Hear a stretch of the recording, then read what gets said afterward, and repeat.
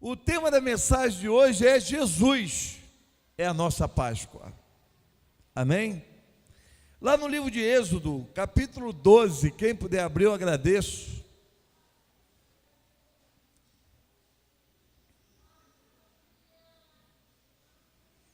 Êxodo 12, por favor.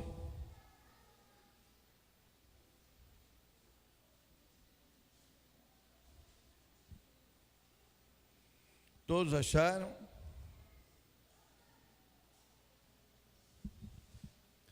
Versículo 1 diz assim: O Senhor disse a Moisés e Arão no Egito: Este deverá ser o primeiro mês do ano para vocês. Digam a toda a comunidade de Israel que no 10º dia deste mês, todo homem deverá separar um cordeiro, um cabrito para a sua família, um para cada casa.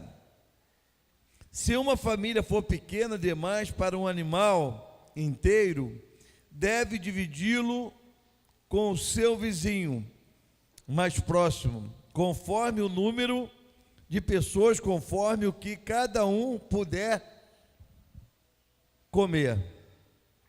O animal escolhido será macho de 1 ano, sem defeito. Pode ser cordeiro ou cabrito. Guarde-no até o 14º dia do mês, quando toda a comunidade de Israel irá sacrificar ao pôr do sol. Passe então um pouco do sangue nas laterais ou verga e nas vigas superiores da porta da casa nas quais vocês comerão o animal. Naquele mesma noite comerão a carne assada no fogo, juntamente com ervas amargas e pão sem fermento. Não comam carne crua, nem cozida em água, mas assada no fogo. Cabeça, pernas e vísceras, tudo. Não deixem sobrar nada pela manhã. Caso isso aconteça, queimem o que restar. Amém? Amados, deixa eu explicar uma coisa a vocês. Nós estamos no mês de abril, hoje é dia 12, não é isso? O animal deveria ser separado no dia 10 e ser sacrificado no dia 14, ao pôr do sol. Então daqui a 2 dias, na verdade, seria a Páscoa, correto? Muito bem. Esse animal tinha que ser macho. Tinha que ser macho. O sangue dele deveria ser colocado na verga da porta. Por que isso? Porque aquela casa seria marcada do lado externo com o sangue do cordeiro. Hoje nós entendemos, eu quero sair desse texto, eu não quero dar muitas explicações sobre ele, até porque a igreja já cansou de ter explicação sobre esse texto. Mas eu quero mostrar hoje uma coisa mais aprofundada, voltada para Jesus Cristo, o Senhor. Amém? Hoje nós temos Jesus. Por que mês de abril? Porque o nome do mês de abril tem o nome de abril, porque é abril iniciar. Amém? É o início do mês. O cordeiro foi separado. Vamos transfigurar tudo para Jesus. Que cordeiro é esse? Jesus. Todos devem comer. Ele disse: aquele que come da minha carne e bebe do meu sangue tem parte comigo. Amém? Pão e vinho, que ele disse. O sangue do cordeiro deve estar na verga da porta. Isso significa na entrada, onde todos possam ver, do lado de fora da casa. Amém? O que significa isso? Significa que todos que passarem na porta da sua casa deverão dizer: ali tem crente, porque eles sabem que sobre a tua casa, a minha casa, repousa o sangue de Jesus. Amém? Prestem bem atenção no que eu quero dizer para vocês. Vocês sabem qual era a única diferença do povo de Israel no dia 14 de abril, naquele dia, para o povo do Egito, a única diferença era o sangue na porta. Porque não havia nenhuma coisa especial no povo de Israel. O povo de Israel não era o povo mais poderoso da terra, não era. Muito pelo contrário, era o povo, um dos menores povos da terra naquela época.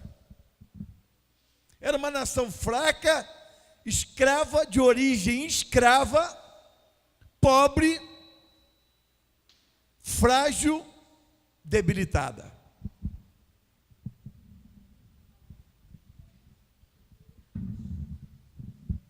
Quem é você? Frágil, debilitado, deficiente, sem grandes qualificações, porém, Ele te escolheu. Porque a Bíblia diz que não fomos nós que decidimos por Ele, foi Ele que decidiu por nós, foi Ele que nos escolheu. Por que isso? Eu não sei. Porque pergunta para você hoje aqui, pergunta-se hoje à noite aqui, Jesus, seja honesto, por que o Senhor me escolheu? Porque tem dois textos na Bíblia que deixam bem claro. Um texto diz assim: porque não foste vós que escolhestes a mim, mas eu vos escolhi a vós, para que vás e dê fruto e o vosso fruto permaneça. Então preste bem atenção num detalhe importante. Não, ninguém aqui está aqui hoje porque decidiu estar ou escolheu estar. Você está aqui hoje porque Ele te trouxe aqui e porque Ele quer te falar alguma coisa que você precisa ouvir.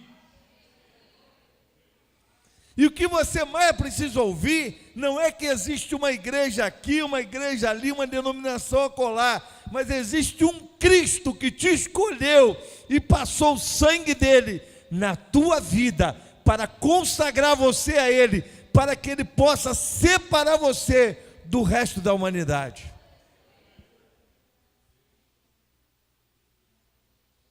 Você está entendendo? Você está separado do resto da humanidade, não é porque você é bonzinho ou porque você é uma pessoa muito maravilhosa. Você está separado do resto da humanidade porque Jesus decidiu passar o sangue dele na tua vida.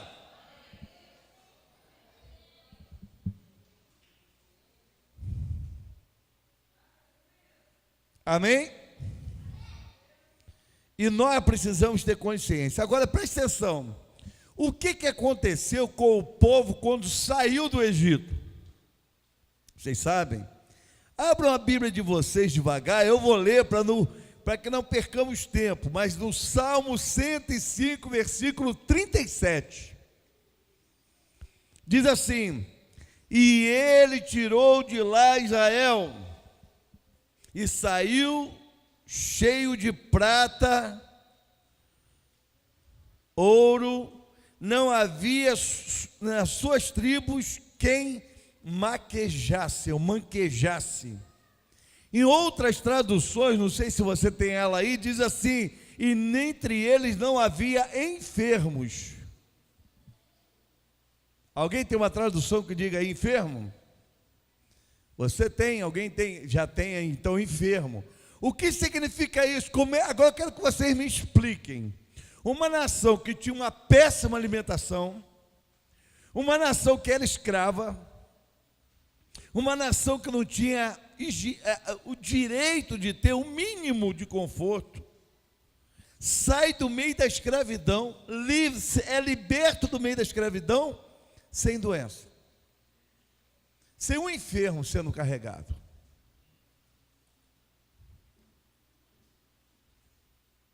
Explica isso. Quando foi que eles foram curados? Quando foi que eles receberam essa dádiva? Todos estavam animados e vivos e carregavam de forma saudável o ouro e a prata que eles tiraram do Egito. Sabe por quê? Porque eles comeram do Cordeiro de Deus. Porque eles receberam a saúde que veio de Deus. Eles receberam a libertação que veio de Deus. Agora eu pergunto para você, no Novo Testamento, quem é o nosso Cordeiro? Cristo, amém? Jesus Cristo é o nosso Cordeiro, mas olha só, presta atenção, aos israelitas pertence a lei, os estatutos, os mandamentos, Moisés, o direito de servir a Deus com sacrifício, tudo isso pertence a Israel. E o que nos pertence, o que pertence à igreja?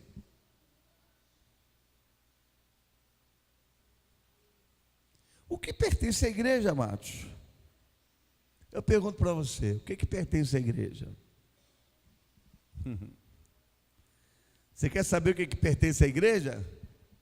Cristo. A única coisa que nos pertence é Cristo Jesus.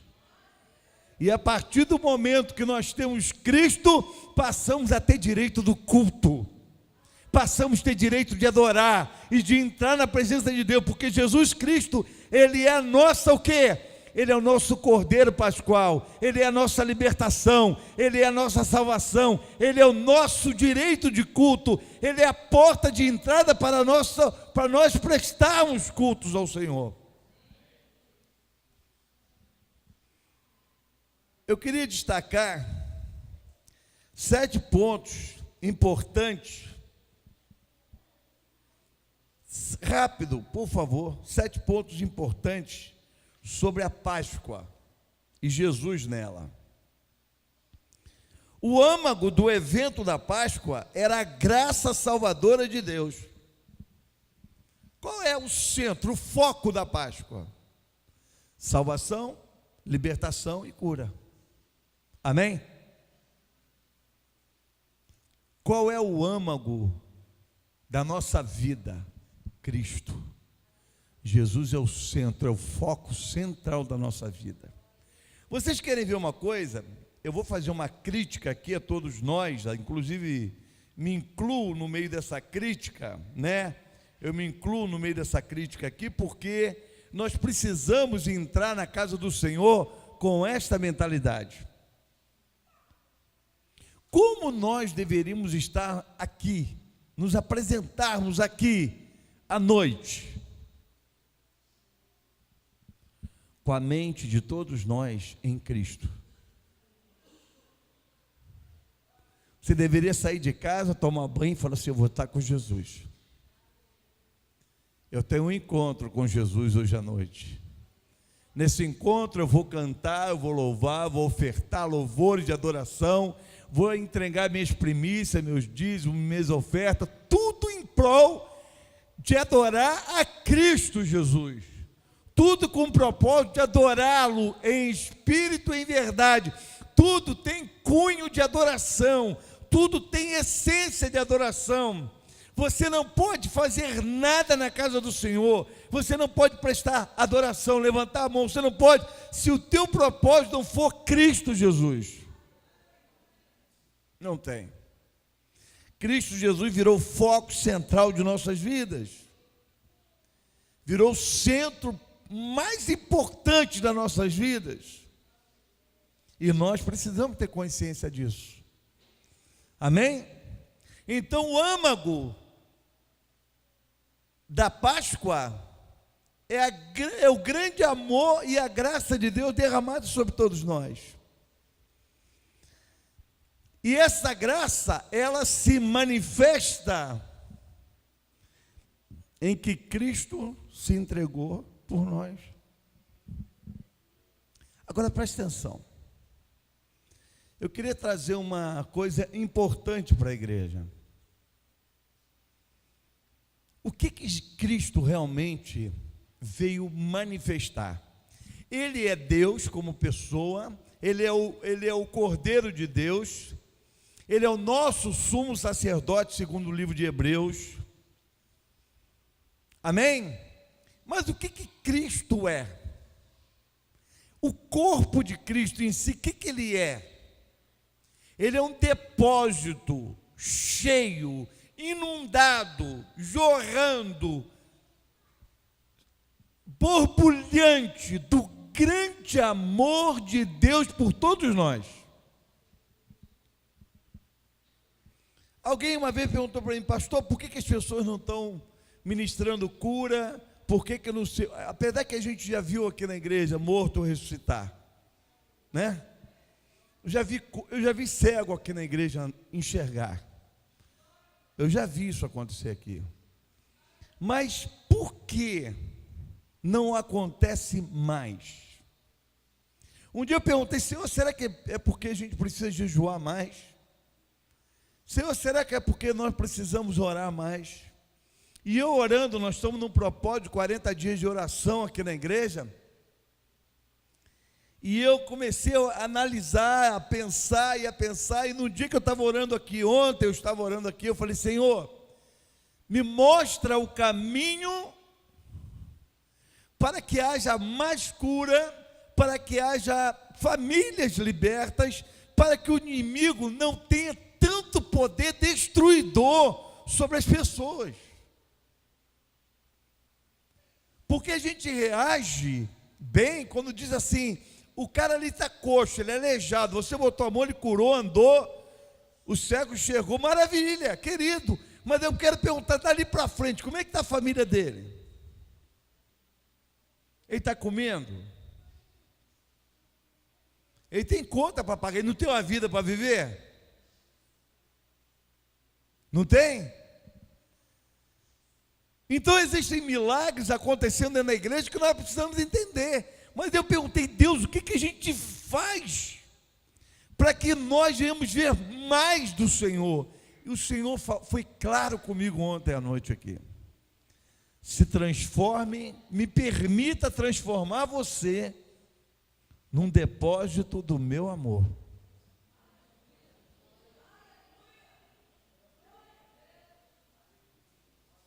Está faltando amor no meio do meu povo. Eu: como é isso? Eu falei: pois é. Quer ver uma coisa, Paulo? Tem hora que você não se irrita? Sim, eu me irrito. Então, esse espaço da irritação, a irritação achou espaço dentro de você, porque meu amor não é pleno em você.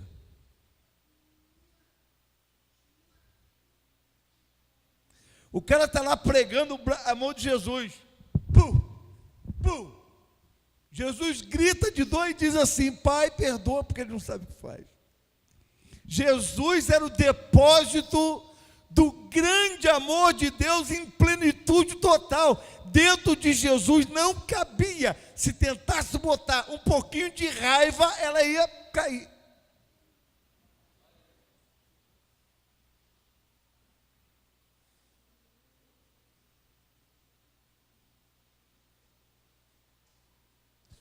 Aí eu viajei na maionese, falei: então me enche disso. Falei assim: você quer isso? Você sabe as consequências disso? Falei: talvez alguém, o diabo, me mostre as consequências. As pessoas vão te irritar mais, as pessoas vão te aborrecer mais, as pessoas vão te fazer tudo, o diabo vai fazer de tudo para tirar você do foco. Mas eu prefiro ouvir a consequência que eu quero ouvir. Os coxos vão andar, os cegos vão enxergar, famílias serão salvas, lares serão transformados. Não vou ver mais crentes dentro da minha igreja aqui brigando de birra um com o outro. Não vai haver espaço no teu coração para ficar arranhadinho com o irmão. Porque arranha, o que arranha é carne. Eu quero ver se arranhar o espírito. Arranha o espírito. Então, se você se sente arranhado, se você se sente magoado, se você se sente ferido, é porque tocou na carne. É carne que sente isso. Pastor, você está querendo nos ensinar que nós não devemos sentir nada? Sim. É isso mesmo. Chega de ressentimento, chega de mágoa, chega de rancor, e que nós venhamos nos curvar diante de Deus e deixar Ele nos transformar em grandes depósitos do seu amor, do seu grande e maravilhoso amor. Porque a Bíblia diz que Jesus disse para os seus discípulos: o dia que vocês se encherem do gozo que eu tenho, da alegria que eu tenho, vocês não sabem o que eu sinto. Eu sinto uma alegria, um gozo que nada pode roubar.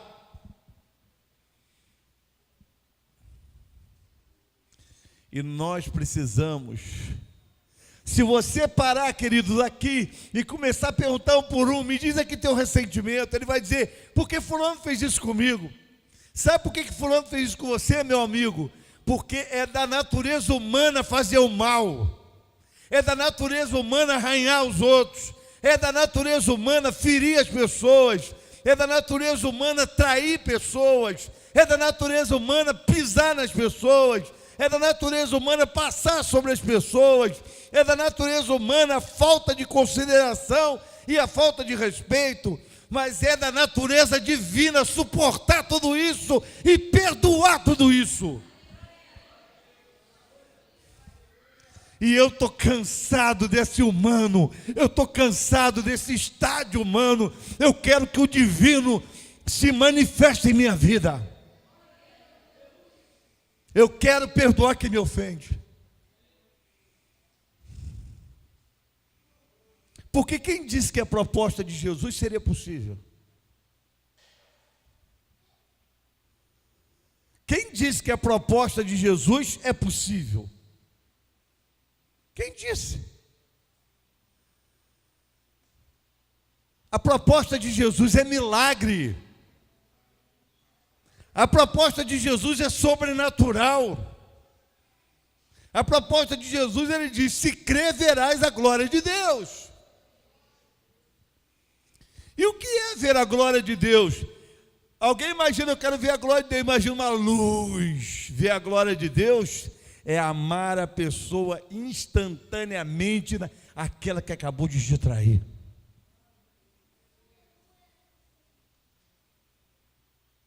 É isso aí, está vendo, meu filho? Não é, meu amor? Ele deu um aleluia tão lindo aqui, com a carinha pensando em chorar ali, tão lindo. Esse menino está cheio do Espírito Santo. Você imaginou nossas crianças dizer para nós assim: eu não quero descer para a salinha, mamãe, eu quero ouvir o pastor pregar? Você já imaginou nossas crianças dizendo assim: eu quero ficar falando em línguas e ser cheio do Espírito Santo? Você acha que isso é impossível? Não é impossível, porque nós temos a pessoa mais competente dentro dessa igreja para promover isso. Nós temos o Espírito Santo de Deus e Ele pode promover isso dentro de nós. É possível. É possível isso acontecer.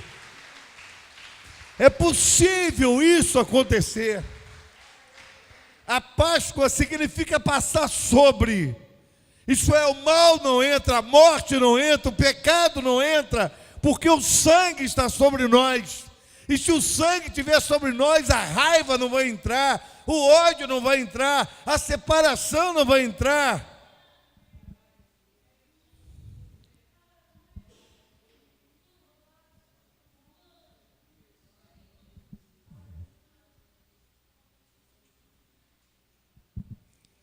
Mas você quer deixar isso acontecer? Você quer isso para a tua vida? Ou você vai ficar aqui hoje se angustiando por causa da conta que você tem que pagar?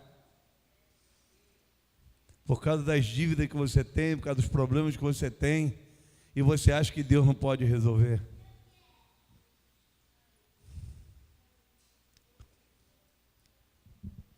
O maior pecado que um crente comete não é adultério. O maior pecado que um crente comete não é fornicação. O maior pecado que um crente comete é não confiar em Deus. Porque o crente que confia em Deus não vai pecar em nenhuma área.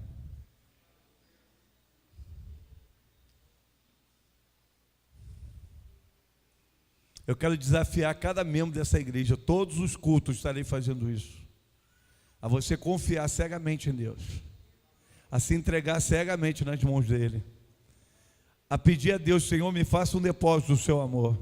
E a hora que você sentir raiva, você vai dizer: eu não quero isso dentro de mim. A hora que você sentir mágoa porque alguém fez alguma coisa que não lhe agradou, você vai dizer: eu não quero mais essa porcaria dentro de mim.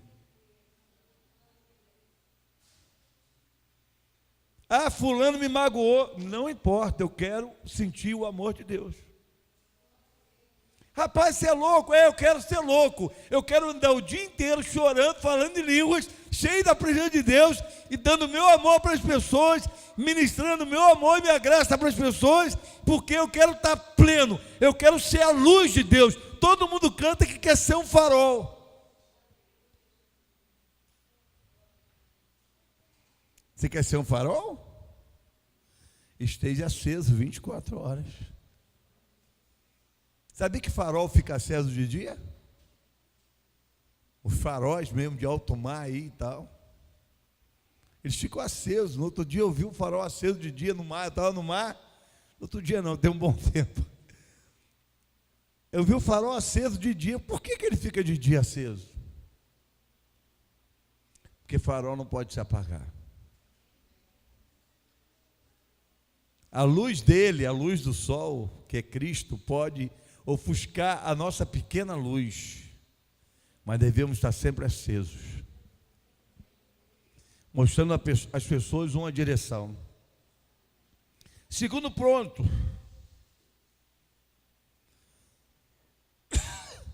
o propósito do sangue aplicado na verga das portas para salvar os primogênitos. Olha o que o pai fazia. Era dever do pai passar o sangue na porta da sua casa.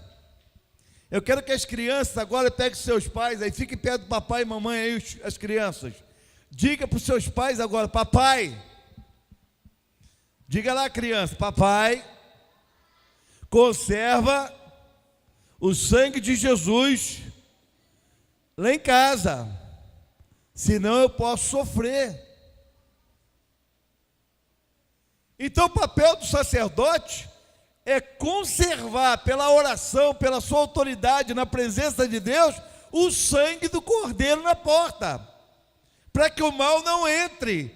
Então, se o mal entrar na tua casa, porque você tirou o sangue da verga, porque você não acredita que o sangue de Jesus é poderoso para fazer infinitamente mais na tua vida.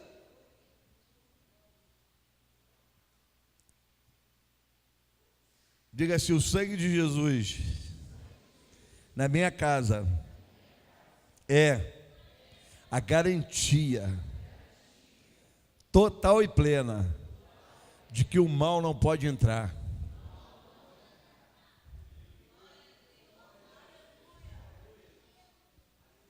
Glória a Deus. O mal não vai entrar na tua casa, mas é você que tem que conservar o sangue na tua entrada. Terceiro ponto, o cordeiro era um sacrifício de serviço, não era simplesmente uma morte, mas era um serviço. Jesus nos prestou um grande serviço. Qual foi o serviço? Morreu por nós. Todo mundo aqui nessa igreja, em todas as comunidades, em todas as igrejas, deveriam sair todos os dias, e todo instante, com seus corações de casa gratos, com o coração dentro de casa felizes. Por quê? Porque sabe quando teu filho chegar assim: papai, uma casa de gente simples, está faltando comidinha para mim. Meu filho, fica tranquilo que o sangue de Jesus está aqui nessa casa e todas as bênçãos estão abertas a entrar aqui. Você ensinar teu filho isso, você comentar com teu filho isso, você revelar para o teu filho dentro da tua casa e dizer para o teu filho: fique em paz, meu filho, porque Jesus está aqui no nosso meio. Jesus é o Senhor do nosso lar, Ele é o dono da nossa casa, Ele morreu por você. Teu filho precisa ouvir da tua boca, pai, que ele, Jesus Cristo, morreu por ele também. Ensine para o teu filho as histórias de Jesus. Ensine para os teus filhos e conte para eles alegremente o que Jesus fez. Pega a Bíblia e lê as parábolas, as histórias e conte, para que Jesus fique vivo dentro do teu filho e o sangue dele se conserve na verga da tua casa.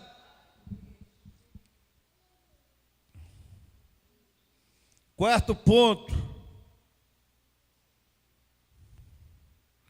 O cordeiro tinha que ser macho, separado para a morte. Tinha de ser sem mácula, isso é sem pecado. Amém? Jesus viveu sem pecado. Jesus falou para os seus discípulos assim: eu me santifico por vocês. Eu me separo por vocês. É por vocês que eu me separo. É por vocês que eu estou morrendo. Isso era um ato de amor. Isso era uma declaração de alguém apaixonado. Eles não entendiam por que morrer por mim. Eu vou ter que morrer um dia. O que eles não entendiam, talvez, e muitos não foram entender, só foram entender mais tarde, que a morte de Jesus estava abrindo uma porta para o céu, para ser chamado filho de Deus e ter uma entrada direto na presença do Pai.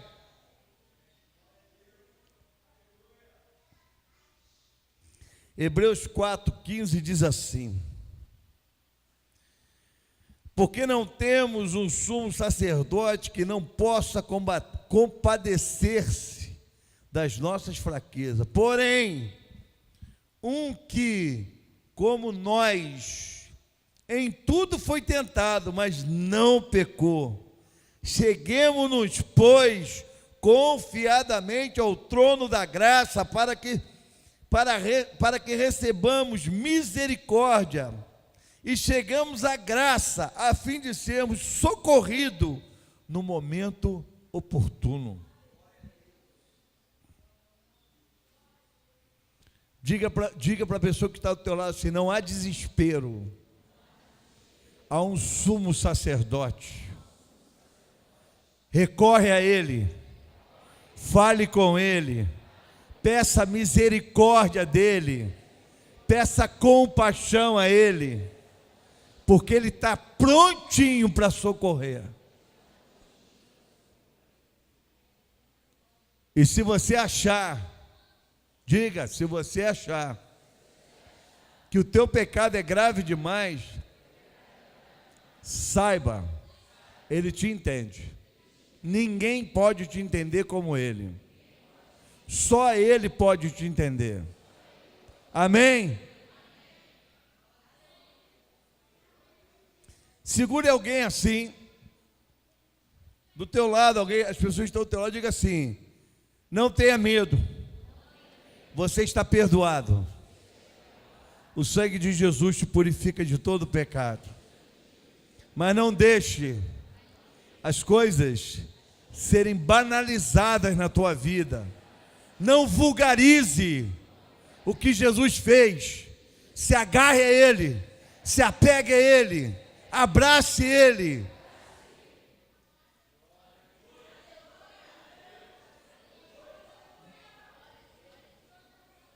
Leve isso a sério.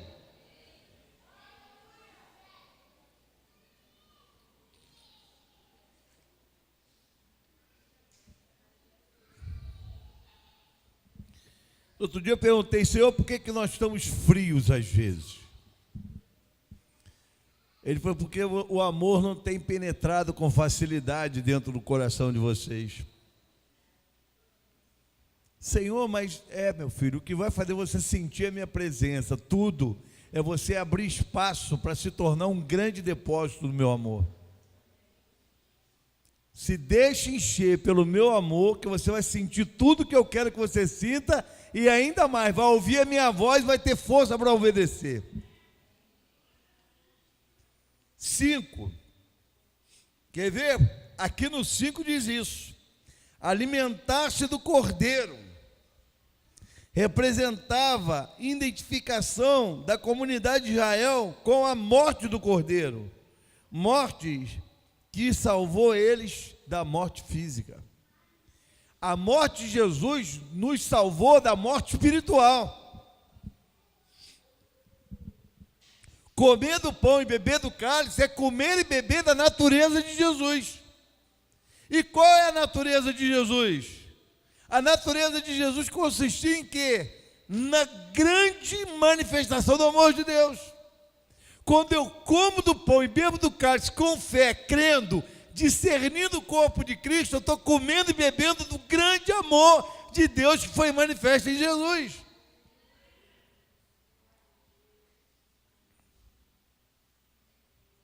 Seis, a aspersão do sangue nas vergas da porta, efetuado pela fé e obediência. Hoje você não tem um balde cheio de sangue para passar na porta, mas você pode ter fé e crer que a tua casa está lavada e remida pelo sangue do Cordeiro. Sua mulher, seu filho, sua casa, sua bênção está ali. Chegam em casa hoje, banquem os loucos em casa, façam isso. Bate o pezinho em casa e fala: Senhor, eu estou estabelecendo na minha casa hoje o teu reino, e a minha casa hoje, em nome de Jesus, está lavada pelo sangue do Cordeiro. O sangue de Jesus está na verga da porta. Você vai perceber que o teu comportamento vai mudar, as atitudes vão mudar, por quê? Mas faça por fé.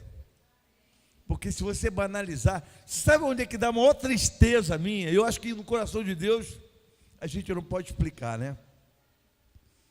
É a falta de reverência, de respeito pelas coisas de Deus. A falta de temor. A banalização. O crente sai da igreja, ele vive lá fora como se Deus não existisse. Para pensar. Se Deus existe e vê todas as coisas e sabe de tudo, como é que eu saio daqui, vou para ali e vou fazer alguma coisa errada? Se eu sei que Ele está me vendo. Uma vez o cara falou assim para mim: pastor, eu entro no meu quarto, tranco a minha porta, ninguém está me vendo. Meu querido, no teu quarto, quando você entra e tranca a porta, de luz acesa, luz apagada, você tem um monte de demônio te observando, um monte de anjos te observando, e mais ainda, os olhos de Deus te vendo. Você está sozinho quando? Quem? Pastor, demônio? É os demônios que estão doidos para te pegar, demônios que estão designados pelo inferno para te levar à queda, demônios que estão designados para acabar com você, e que não faz isso por causa da graça e misericórdia de Deus, e você ainda peca debaixo do nariz de Deus.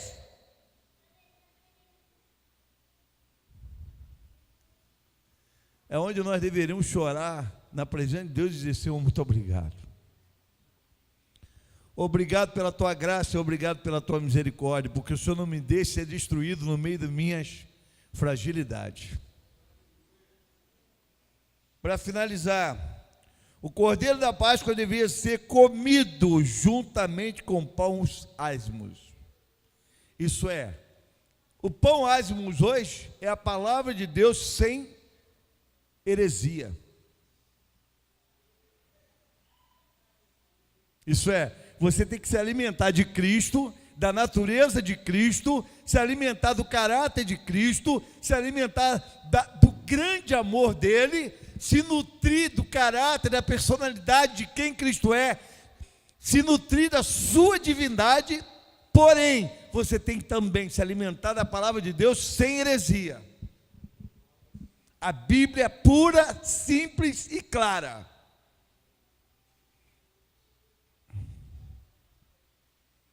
Porque essa é a verdade. A gente vai fazer o quê? Eu não tenho outra coisa para ensinar vocês, a não ser isso. Podia facilitar, né, irmãos? Pois é. Deixa eu contar uma coisinha para vocês aqui. O que você acha de um texto bíblico não me interessa. O que me interessa é o que o texto diz e o que o Espírito Santo quer revelar dentro dele. Tem muita gente que pega um texto bíblico, eu conheço filosofia bíblica, então é horrível. Você Você pega os filósofos malucos aí, teólogos, filósofos, que só Jesus. Ah, porque a Bíblia diz isso, porque a Bíblia diz aquilo, e começa a explicar segundo o que ele acha. Isso é pão com fermento, meu irmão. Quando a Bíblia diz que só Jesus salva, é só Jesus salva. Outra coisa, pastor, eu acredito um pouco que está no Velho, que está no Novo. Deixa eu te falar uma coisa para você. Bíblia, palavra de Deus, é o que está no Gênesis, Apocalipse. Tudo isso é palavra de Deus, sem tirar e nem pôr. Então, se você acredita no Velho, eu não acredito não, você não acredita em nada. Você quer acreditar no que você quer. Bíblia, Gênesis até Apocalipse, completa. Quem vai tirar? É negócio de lei, não é comigo. Quem sai? Toda a Bíblia, a graça está dentro da lei. Tudo está dentro da lei. Não existe Bíblia nenhuma sem a lei, sem a Torá. A Torá é a palavra de Deus. Dali saiu os profetas, dali saiu os ensinamentos, dali está tudo. Jesus, quando encarou o diabo lá no deserto, ele usou o livro de Deuteronômio. Então, meu filho, se apaixone para a Bíblia, começa a ler ela de Gênesis e Apocalipse e cai na real, ela é a palavra de Deus. E quem tentar fugir disso é herético, é doido. Amém? Eu falo assim meio bravo, não sou bravo não, tá, irmão?